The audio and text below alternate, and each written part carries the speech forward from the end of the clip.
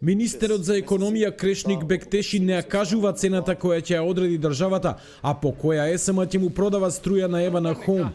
Од ова зависи дали и колку ќе поскапи електричната енергија од нова година. Се правеле калкулации по кои ќе се утврделе трошоците за набавка на струја за домаќинствата, велат од владата. Во меѓувреме, состојбата на терен е иста. Македонија и понатаму не го зголемува домашното производство на струја. Ниту РЕК Битола вклучи нов блок, ниту ТЕЦ Неготино проработе, а термоелектраната Осломеј ќе биде вклучена за 2 недели.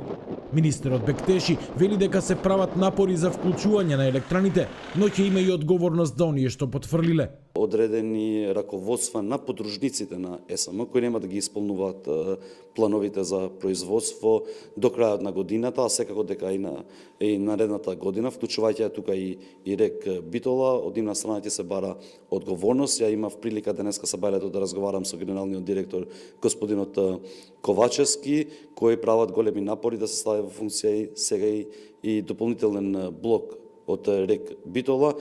Енергетската криза веќе почна да се чувствува во земјава. Цените на некои прехранбени артикли скокнаа. На прелевање на енергетската во економска криза предупредуваат и домашните експерти. И додека земјите од регионот реагираат со замрзнување на цените на основните производи, македонската влада немала информации кои укажуваат дека би можело да се случи ценовен шок. Доколку има, тогаш би се презеле мерки како што е замрзнување на цените. Освен прогласувањето енергетска кризна состојба и вбризгувањето на 65 милиони евра од буџетот во државните електрани, засега нема други мерки за ублажување на кризата.